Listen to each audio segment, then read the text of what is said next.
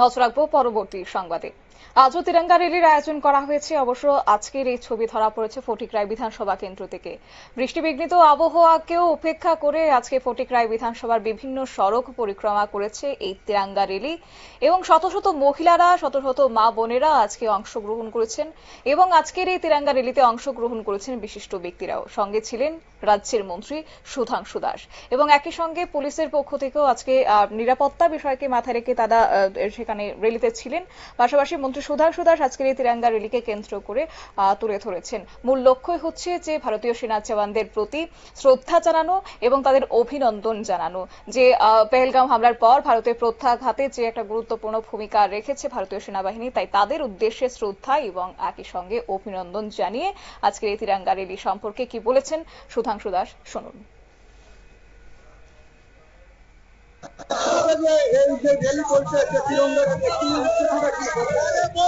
আপনারা জানেন গত 22 তারিখ জম্মু কাশ্মীরের পেহেলগামে আমাদের ভারতবর্ষের নিরীহ 26 জন নাগরিককে পাকিস্তান মদতপুষ্ট আতঙ্কবাদীরা হত্যা করেছে নির্মমভাবে গুলি করে এবং ধর্ম জিজ্ঞেস করে তাদের হত্যা করেছে এবং তার প্রতিবাদে সারা দেশ গর্জে উঠেছে। সারা দেশ অত্যন্ত ক্ষোভ প্রকাশ করেছে এবং তার পরিপ্রেক্ষিতে আমাদের দেশের 3 সেনাবাহিনী এবং প্রধানমন্ত্রীর নেতৃত্বে পাকিস্তানকে যোগ্য জবাব দেওয়া হয়েছে অপারেশন সিন্দুর লঞ্চ করে।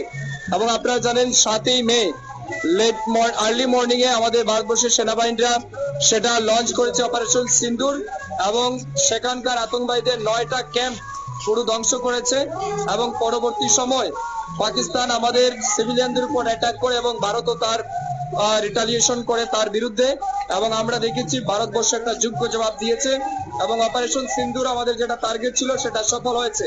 তো তার জন্য আমরা আজকে দেশের সেনাবাহিনী বিশেষ করে আমাদের আর্ম ফোর্স যারা রয়েছে তাদেরকে ধন্যবাদ জানাতে এখানে উপস্থিত হয়েছি এবং দেশের প্রধানমন্ত্রীকে সফলভাবে নেতৃত্ব দেওয়ার জন্য এবং সেনাবাহিনীদের মনোবল বৃদ্ধি করার জন্য এবং অপারেশন সিন্দুর করার যে সিদ্ধান্ত তিনি নিয়েছেন তার জন্য ধন্যবাদ জানিয়ে কৃতজ্ঞতা জানিয়ে আজকে আমাদের এখানে তিরঙ্গা র্যালি আমাদের সেনাবাহিনীদের সমর্থনে আমরা বের করেছি।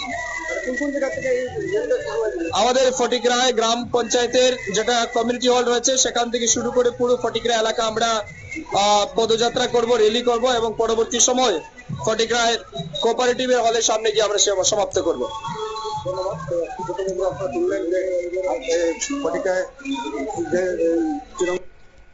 আপনারা শুনলেন মন্ত্রী সুধাংশু দাসের বক্তব্য। অর্থাৎ আজকে ফটিকরায় বিধানসভার যে গ্রাম পঞ্চায়েত কমিউনিটি হল রয়েছে সেই প্রাঙ্গণ থেকে শুরু হয়েছে আজকের এই তিরঙ্গা র্যালি এবং পরবর্তীতে তা ফটিকরায় বিধানসভার বিভিন্ন পথ পরিক্রমা করে তা পুনরায় কোঅপারেটিভ সামনে গিয়ে তা সমাপ্ত হয়েছে। শত শত মহিলারা আজকে অংশগ্রহণ করেছে, বিশিষ্ট ব্যক্তিরা অংশগ্রহণ করেছেন হাতে জাতীয় পতাকা নিয়ে। আজকে ভারতীয় সেনাবাহিনী 3 সেনাদের উদ্দেশ্যে ধন্যবাদ জানিয়ে অভিনন্দন জানিয়ে একই সঙ্গে প্রধানমন্ত্রীকে কৃতজ্ঞতা জানিয়ে আজকের এই র্যালি আয়োজন করা হয়েছে ফটিকরায় বিধানসভায়। নিয়ে নিচ্ছি ছোট্ট একটি বিজ্ঞাপন বিরতির সঙ্গে থাকুন।